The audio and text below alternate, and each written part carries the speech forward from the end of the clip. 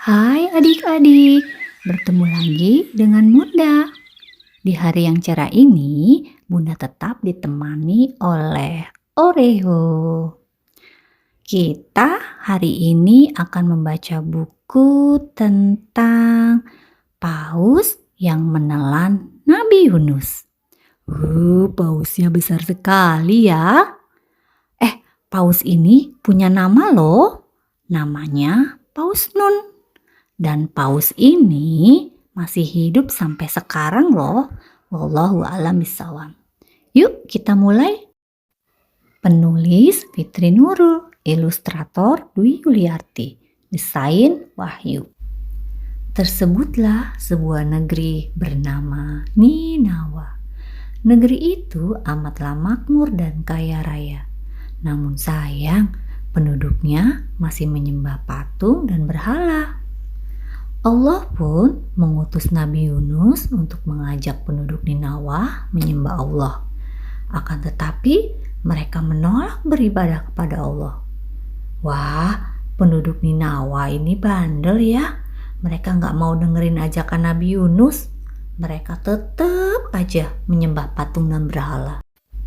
Akhirnya Nabi Yunus merasa kecewa dan sedih. Lalu dia memutuskan untuk meninggalkan kaumnya. Nabi Yunus berjalan sangat jauh melewati hutan dan pegunungan hingga sampailah dia di suatu pantai. Wah, pantainya luas. Saat itu ada sebuah kapal yang hendak berlayar. Nabi Yunus pun ikut naik kapal karena ingin pergi jauh dari negeri Ninawa. Kapalnya besar ya. Ternyata di kapalnya sudah banyak penumpangnya dan barang bawaannya juga banyak sekali. Tuh, lihat Nabi Yunus bertemu dengan nahkodanya.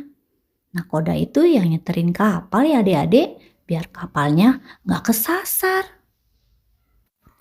Namun hari itu cuaca sangat buruk. Langit menghitam, angin bertiup kencang, dan ombak laut menjadi besar. Tidak, ada badai datang.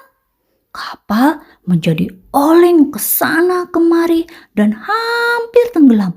Semua penumpang merasa takut dan panik. Tuh, lihat adik-adik, ombaknya besar-besar ya. Ayo, cepat, buang semua barang-barang ke laut, perintah nahkoda kapal. Dengan cepat, seluruh penumpang membuang barang-barang mereka ke laut agar kapal menjadi lebih ringan. Lihat, orang-orang ngebuang-buangin semua barang-barangnya ke laut.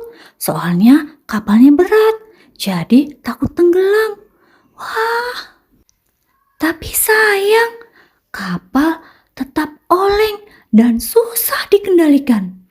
Salah seorang dari kita harus terjun ke laut untuk mengurangi beban kapal. Ayo, kita undi siapa yang harus terjun, ucap nahkoda kapal. Semua penumpang setuju. Mereka pun melakukan undian. Kertas undian dibuka. Ternyata nama Nabi Yunus yang keluar. Tidak mungkin, seru penumpang lain tak percaya. Maka mereka pun melakukan undian lagi. Penumpang di kapal ini tahu loh adik-adik bahwa Nabi Yunus adalah utusan Allah. Jadi mereka tidak mau Nabi Yunus yang terjun ke laut. Undian kedua lalu dibuka. Nama Nabi Yunus tetap keluar. Ini pasti salah. Ayo kita undi lagi, kata penumpang lain sedikit ragu. Mereka lalu melakukan undian lagi. Tuh, lihat, ternyata nama Nabi Yunus yang keluar lagi. Penumpang jadi ragu-ragu. Undian ketiga dibuka. Nama Nabi Yunus yang masih keluar.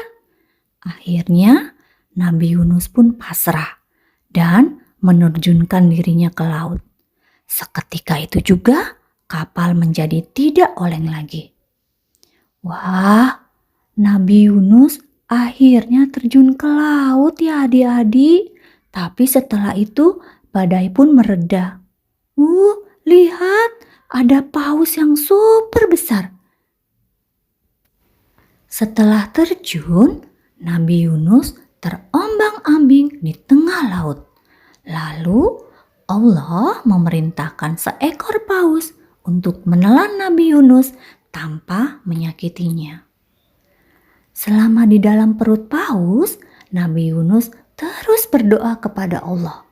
Dia memohon ampun karena telah meninggalkan kaumnya di negeri Ninawa. Tuh, lihat, Nabi Yunus sudah berada di dalam perut paus. Tapi atas izin Allah, Nabi Yunus gak tersakiti waktu ditelan sama pausnya tuh. Baik-baik aja dia, gak berdarah, gak apa.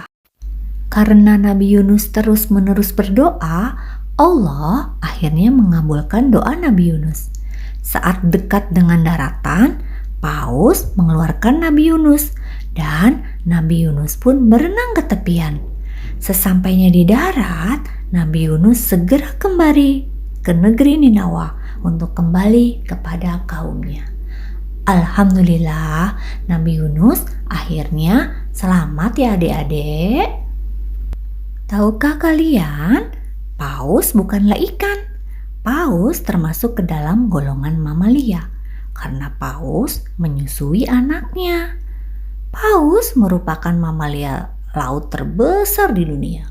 Nah, kalau ini bukan paus ya, ini adalah kucing, si Oreo. Oke, dadah. Sampai jumpa di buku selanjutnya ya adik-adik. Dadah, sampai jumpa lagi.